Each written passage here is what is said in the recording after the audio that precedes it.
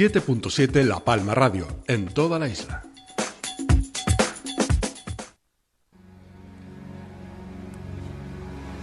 May it be an evening star,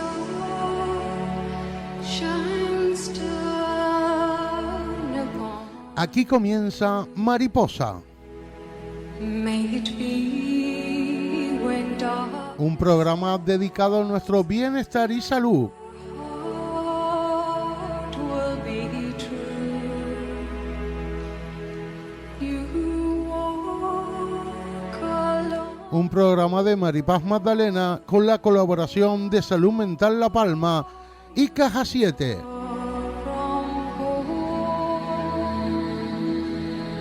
Mariposa, comenzamos. Pues un miércoles más, una edición más de Mariposa que nos va a llevar en esta casa, en 7.7 La Palma Radio, aproximadamente en la próxima media hora de duración, media hora de radio dedicada a la salud mental, como siempre con Maripaz Magdalena, con la directora de este espacio, a la que ya saludamos. Maripaz, muy buenos días. Muy buenos días, Vicente. Buenos días a todas las personas que nos escuchan. ¿Qué tal? ¿Cómo estás? Muy bien, ¿cómo estás tú? La semana pasada diste la sorpresa entrando por teléfono, ¿eh? Sí, una Que grata nadie sabía que eras tú. No, si no llega a ser por la voz, paso desapercibida. Bien, pues para el programa de hoy, Vicente, hemos creído oportuno tratar el tema del acoso escolar. El motivo es porque el día 2 de mayo pues, se celebra internacionalmente este día. Se celebra o se quiere dedicar un espacio especial, porque no es motivo de celebración, como hemos dicho en algunos medios de comunicación, sino dar un toque de atención sobre un tema tan importante que incide tanto en niños, en jóvenes, y que ocasiona tantísimos problemas de salud mental, tantísimos problemas de asentismo escolar, secuelas a la larga para cuando ese niño, ese joven llega a la edad adulta, y por lo tanto, con esas cifras, con esa estadística, pues hemos dedicado, Vicente, una semana y media aproximadamente de nuestro tiempo y de nuestras actividades en hacer hincapié sobre este tema. Para el programa de hoy contamos con 4 mujeres que trabajan directamente con este colectivo de edad. Contamos con la compañera Lorena San Juan, a la cual le doy la bienvenida. Muy buenos días, Lorena. Buenos días, muchas gracias. Ella es integradora social, hace sus funciones ahora mismo en nuestra entidad. Y contamos también con la ya habitual Ruth Pérez, educadora social. Muy buenos días, Ruth. Buenos días. También tenemos aquí, Vicente y todas las personas que nos escuchan, a Fátima Perestelo. Ella es docente de secundaria. Muy buenos días. Buenos días, gracias. Y tenemos a la compañera. Tenemos a Elena Delgado, psicóloga, que va a estar con nosotros por teléfono, a la cual también saludo. Hola, Elena, muy buenos días. Muy buenos días a todas y todos, compañeros, compañeras. Darle las gracias a estas 4 mujeres por estar hoy para hablar de este tema. Y si te parece, Elena, comenzamos contigo. A mí me gustaría que a micro abierto, como siempre digo yo, esa posibilidad de hablar sobre la importancia del acoso escolar, Elena. ¿Por qué? ¿Qué podemos decir a las personas que nos escuchan, no solamente ahora en el directo, sino que luego haremos uso de las redes sociales, de nuestro canal de YouTube, ¿verdad? ¿Por qué es tan importante tener un Día Internacional del Acoso? ¿Cuál es el motivo? ¿Cuál es esa sintomatología que podemos notar en nuestros niños, en nuestros jóvenes? ¿Cómo podemos actuar? Son muchas preguntas, pero te voy a dejar el micro abierto para que puedas desarrollarlas, ¿vale? Y esas secuelas de las que yo siempre hablo, ¿verdad?, de cuando llegan a la edad adulta. ¿Por qué, Elena? ¿Por qué es tan importante seguir hablando de acoso escolar? Pues gracias, Maripaz. Debemos seguir hablando de acoso escolar y nos queda, con suerte, vamos a seguir hablando de ello durante muchísimo tiempo. Y digo con suerte porque me pongo desde la perspectiva de la prevención y de la evolución tan positiva que hemos tenido en el trabajo con los niños, desde los centros escolares, docentes, psicólogos, pedagogos, trabajadores sociales, porque realmente estamos viendo que después de tantos años trabajando desde dentro con ellos, la prevención ha funcionado.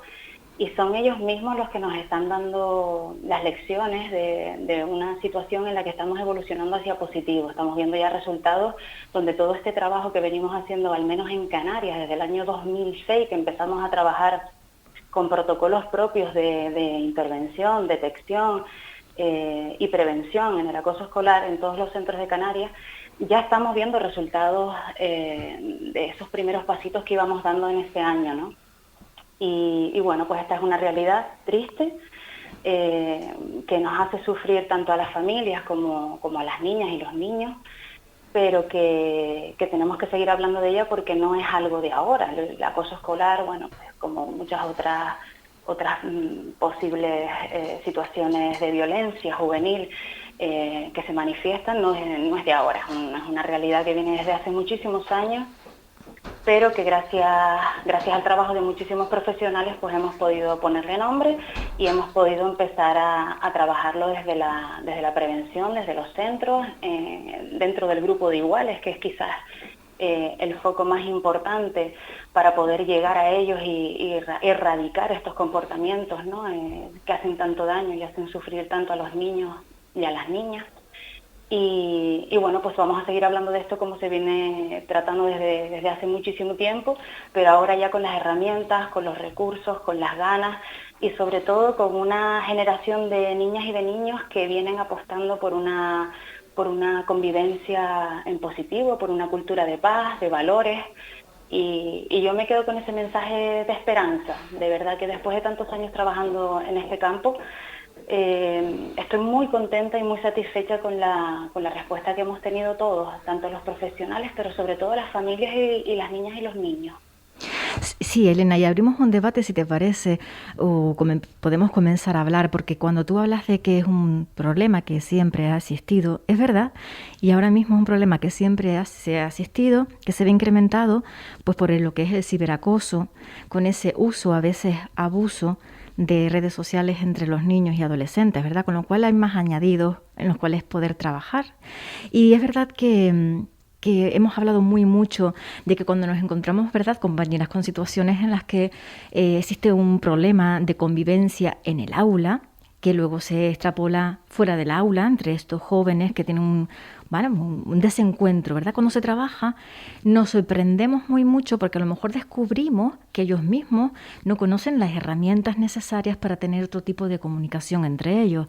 No sé, a lo mejor la valoración que puede tener la compañera Fátima respecto a este día a día, ¿verdad? Vale, yo estoy, digamos, con Elena, la observación después de años de docencia es que las cosas están mejorando significativamente. Ha sido muy importante crear protocolos, concienciar un poco a la sociedad y también a los docentes, porque sabemos un poco cómo actuar. Antes tal vez te desbordaba la situación, no sabías porque, digamos, son menores los dos, tanto el que acosa como el que es acosado, y sabes que los dos están reflejando problemáticas, ¿no? Y entonces yo creo que un elemento fundamental ha sido concienciar de que el acoso se reactiva mucho con el refuerzo de grupo. Es decir, si el grupo no apoya al acosador, el acoso se diluye. Entonces, eso sí que ha calado mucho, pues a través de tutorías y tal, en el alumnado. Y es eso, muy agradable observarlo. Sí, en cuanto a lo que comenta la compañera, de que las personas cuando se ven apoyadas mantienen esa conducta violenta, pues es totalmente cierto. Por eso es tan importante no guardar silencio. Lo importante, tenemos que comunicar que eso está sucediendo, no callar. No solo si eres el agredido, sino si lo estás viendo. No podemos mirar hacia otro lado en una conducta de este tipo. Nosotros trabajamos fomentando las habilidades sociales. ¿Qué es esto? Bueno, pues trabajando la empatía, lo que es la situación del uno con el otro, ¿sabes? Ponernos en el lugar del otro a la hora de pensar cómo se está sintiendo. No solo el agredido, sino también cómo se siente el agresor. Porque muchas veces lo que nos encontramos en las aulas es que la autoestima de ambos está muy baja. De ambos, no solo del agredido. Es simplemente que las maneras que ha tenido de conducta a la hora de desarrollarse en el entorno, pues no han sido las correctas, no ha elegido la opción correcta, pero es menor, como dice mi compañera, y tenemos que apoyarlo y encaminarlo, encauzarlo hacia actitudes no violentas. Exactamente, yo pienso que todos podemos estar pensando en un mismo criterio de que es necesario trabajar. Existe la mediación es una figura que hasta hace bien poco no estaba, ni siquiera se conocía que era la figura del mediador, ¿verdad? Yo pienso que estos todos avances hace que los propios familias, los propios niños, al oír hablar, al saber que pueden hacer eso, de decir, me siento mal, no me siento a gusto yendo al colegio porque me insultan, el apodo este que degrada, que no es un insulto, que siempre no es el que te hace sentir mal. Ellos mismos pueden dar la voz de alarma, no incluso el que se está siendo acosado, sino los propios compañeros de decir qué es lo que nos pasa, ¿verdad, Ruth? ¿Verdad, compañera? ¿Verdad, Lorena, que nos pasa esto? Sí, a mí es un tema que me preocupa bastante, aparte de por nuestra profesión, claro, porque soy mamá de un niño de 7 años y creo que aparte de llevar a cabo un buen clima en el aula y demás, es muy importante que desde las casas creo que debemos también crear un clima ya no solo de respeto, claro, hacia los demás, sino entre nosotros, ¿no? De cómo nos dirigimos cuando hablamos de otras personas, no utilizar términos despectivos de pues mira esa que sale en la tele, cosas que en el día a día somos muy así. Cuidarlo mucho y sobre todo creo que es importante que las familias haya un clima de confianza para que el niño o la niña, en el caso de que esté acosado, pueda decirlo en casa o de que vea que otra persona lo está haciendo y no sepa cómo actuar y buscar ese apoyo en sus papás para saber cómo afrontarlo. Porque ojo, Vicente, Ruth y Fátima, Lorena, Elena, que está ahí también con nosotros en la línea telefónica, estamos hablando de un problema que las secuelas de esta conducta, que es verdad que oímos decir, bueno, es que ustedes a todo le ponéis un nombre, a todo le ponéis una etiqueta, esto siempre ha existido, los chavales siempre se han rajado las vestiduras, se han insultado. Señores, que esto que estamos hablando no es este día a día, es que las secuelas pueden llevar a gente, a personas, a niños, adolescentes, a adultos con esas secuelas a largo plazo, a tener conductas, Elena, tú que estás ahí, como puede ser el intento de un suicidio. Y es una realidad de gente que lo ha podido transmitir, gracias a Dios se queda en un intento de suicidio, pero mucha gente se ha ido porque no ha podido superar esa situación estresante, con lo cual no es una anécdota y un capricho el estar hablando de acoso escolar, ¿verdad, Elena? Sí, desgraciadamente nos enfrentamos a una de las conductas más graves y secuelas más graves del acoso escolar, pues son esos comportamientos, conductas autolíticas, ideación suicida, intentos de suicidio que estamos teniendo en niños y en niños. Desgraciadamente las edades han bajado, las medias, las ratios han bajado mucho. Antes hablábamos de acoso escolar con una media de franja de edad entre los 10, los 12, hasta los 14 años, y ahora estamos teniendo este tipo de comportamientos ya incluso por debajo de los 9. Entonces, ahora escuchando también a la compañera que decía que es mami de un niño de 7, y yo también soy mami de un niño de 10, es realmente alarmante para los que trabajamos en este tema las estadísticas que nos están llegando, porque en el año 2019, por ejemplo, hemos tenido un incremento del 5% solo en lo que han sido detección de casos de acoso escolar con ideación o intento de suicidio, en solo aquellos casos registrados dentro de las familias que han puesto una denuncia ante la Policía Nacional. Entonces, estas estadísticas ya de por sí no son realistas, son un pequeño solo porcentaje que son los que se atreven a llegar a lo que es una denuncia. Pero fuera de lo que es la denuncia, los números se disparan.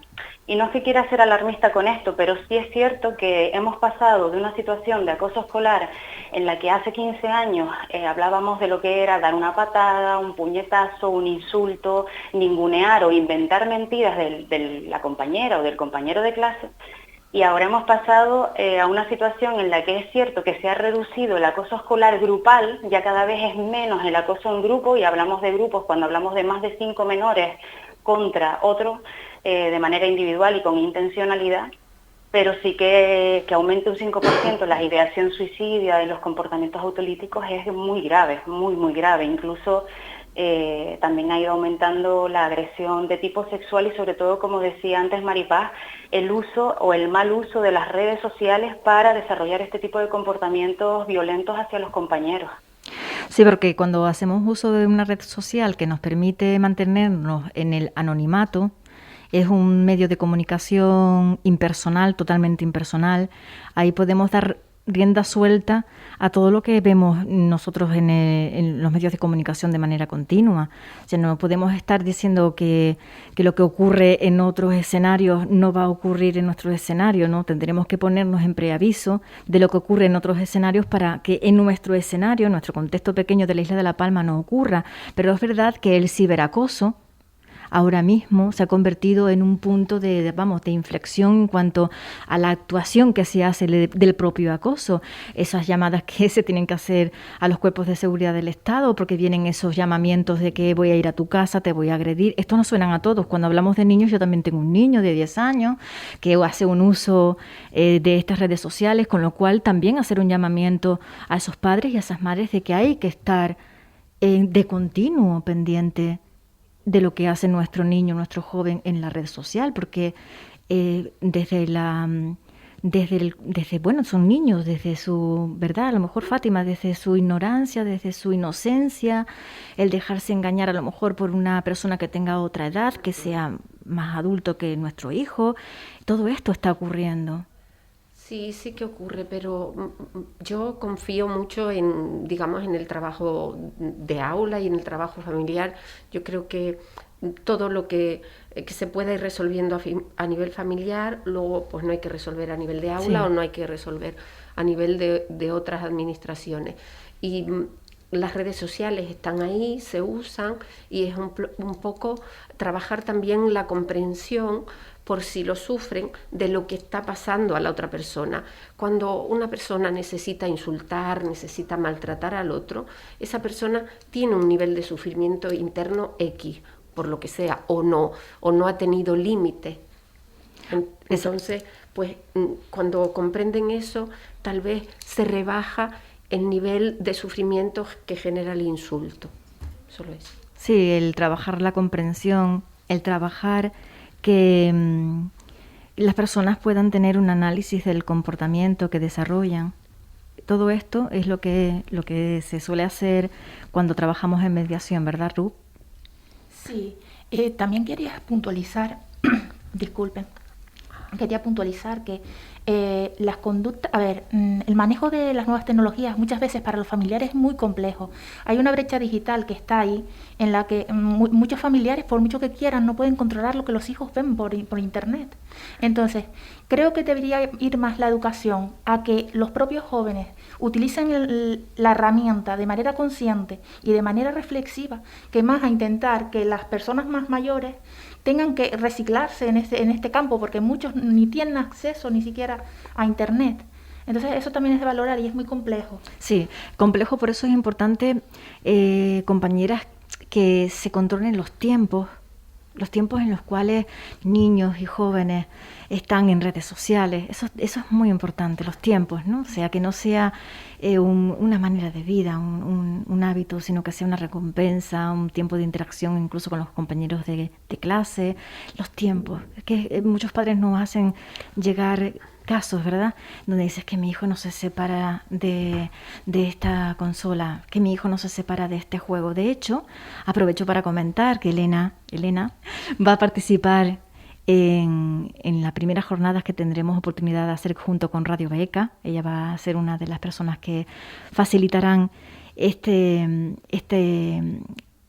charlas que vamos a comenzar a trabajar conjuntamente CAISA, Radio Beca y Salud Mental La Palma, donde vamos en concreto a hablar sobre esta adicción, entre comillas, que puede convertirse en una adicción, pero sí abuso de los videojuegos. O sea que yo creo que va todo como muy interconectado, ¿verdad? Tendremos la oportunidad aquí de hablar de ese día 20 que ya se aproxima, donde vamos a tener la oportunidad de lanzar esta primera charla y donde va a estar Elena.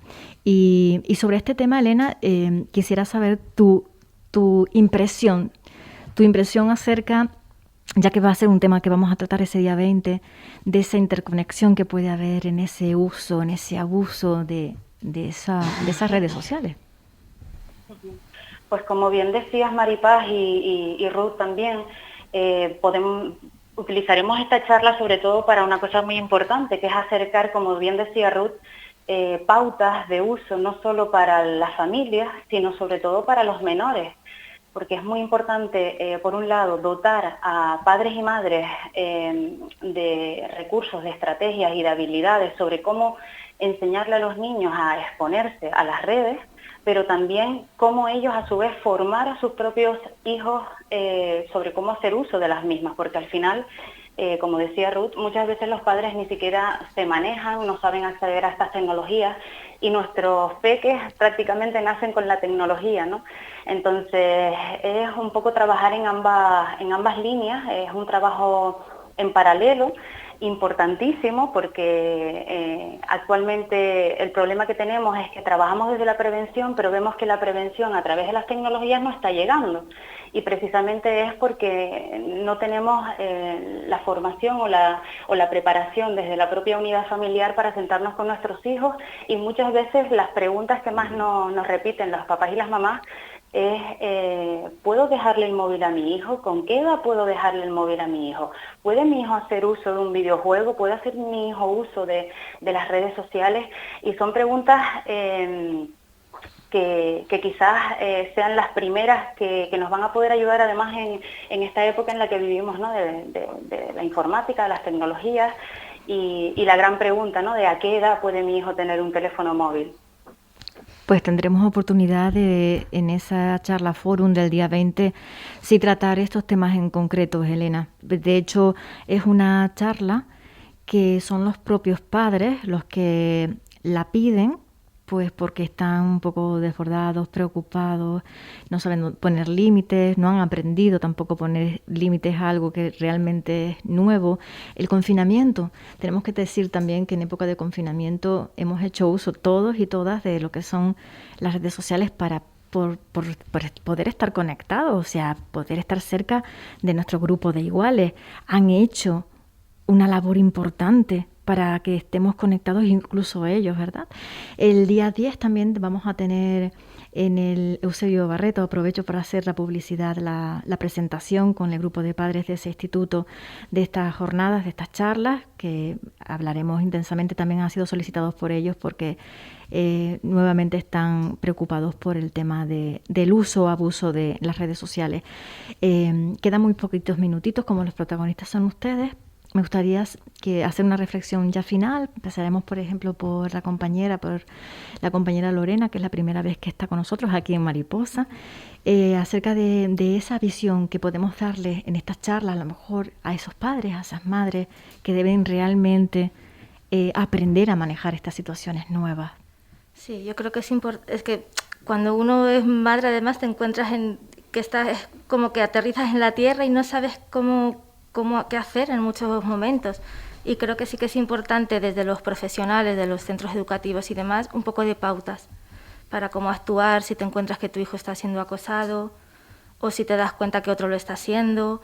Y con el tema de las tecnologías lo mismo.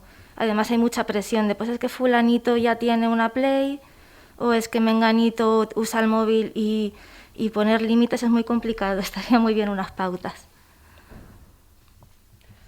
Vale, sobre el uso de la tecnología, yo creo que un poco tenemos que ser conscientes como adultos que es algo nuevo para ellos, para nosotros, que tiene un componente adictivo fuerte, que evidentemente pues las tecnológicas tienen más poder de influencia que nosotros, y entonces marcar tiempos, no queda otra, porque no sabemos el nivel de efectos que esto tiene sobre los niños. Cuando llegó el juego Fortnite era asombroso, tú preguntabas el lunes que algo bueno del fin de semana y el 90%, yo no conocía el juego, me escandalizó. La mayoría, si había ganado o no había ganado, si había logrado tal o cual cosa con Fortnite. Entonces me di cuenta que era un juego con un componente adictivo más fuerte que los anteriores, y que hay que, mientras no sepamos cómo caminar, al menos marcar tiempo y que la vida real conviva con la vida digital hasta que sepamos pues los efectos que tiene en ellos y en nosotros. Yo quiero solo destacar la importancia que da generar confianza en todos los entornos en los que se mueve el menor, tanto en la familia como en la escuela. El menor tiene que ser capaz de sentirse libre de decir lo que piensa o siente, para nosotros poderlo encaminar, porque muchas veces a nuestros ojos está ciega la situación que ellos están viviendo, y eso es lo que no se puede permitir. Exactamente, yo pienso que entre todas hemos logrado nuevamente dejar muchos puntos que se pueden tratar, porque esa es la idea, o sea, poner sobre la mesa puntos que quedan por tratar, que nos gustaría volver a hablar, hacer hincapié, decir que siempre decimos que los correos electrónicos están abiertos y es verdad que alguna madre que otra, casualmente, volvemos y repetimos, ¿verdad, compañeras? Que son casi siempre las madres las con las que tenemos que interactuar, no solamente por este tema, sino por cualquier otro tema de salud mental con el cual trabajamos habitualmente, ¿sabes? Son esa figura de madre cuidadora, de mujer cuidadora. Entonces sí es verdad que son temas que se pueden ir perfilando, se pueden ir tratando, y que de un tema, Vicente y todas las compañeras, solemos decir en la mesa, es que esto nos da pie a otro tema ligado con el anterior, porque todo en salud mental está interconectado, ¿verdad? O sea, todo tiene una interconexión importante, porque hemos hablado del suicidio, de una adicción, hemos hablado de prevención. O sea, todo en salud mental está muy interconectado, de ahí la importancia de prevenir. Por eso la importancia de hablar de salud mental, donde quiera que nos encontremos, de visibilizar. Hablábamos antes de estar en micrófono, de que cuando visibilizamos, cuando vemos, cuando oímos, las personas es cuando nos damos cuenta, despertamos y decimos, me está ocurriendo a mí también. Pero si no lo veo, si no tengo a nadie con el cual compartir, si no me puedo sentir identificado o identificada con lo que me están contando, no podemos avanzar, no podemos generar ese conflicto necesario para que haya revolución y cambio. Entonces, para eso es el programa de Mariposa, por eso estamos aquí toda la semana. Elena, muchas gracias por estar con nosotros. Yo no sé tu última intervención, si quieres hacer mención a esa charla en la que tenemos tantísimas ganas de que llegue ya el día 20, que está interconectada con este tema que estamos hablando.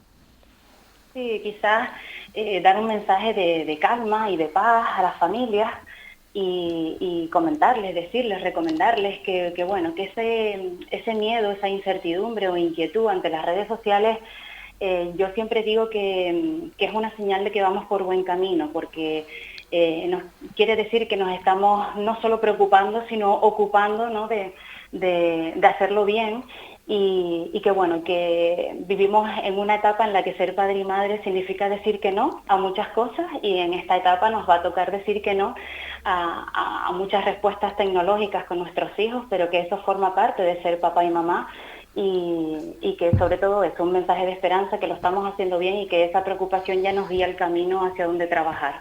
Exactamente.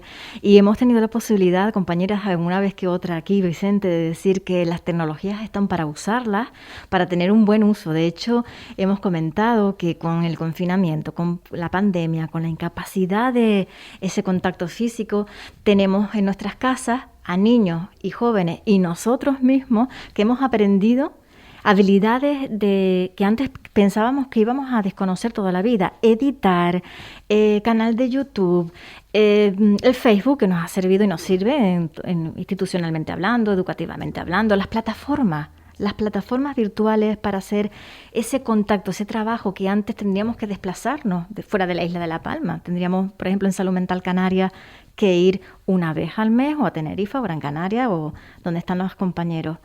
¿Qué hemos descubierto? Que podemos estar más conectados que nunca.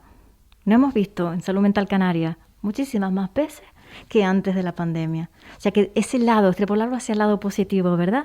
Los aprendizajes de informática que se tienen con el uso de las redes sociales, que ya nuestros niños, hablaba Lorena de su hijo, yo hablaba del mío, que podemos decirle, ¿nos ayudas a hacer esto? Sí.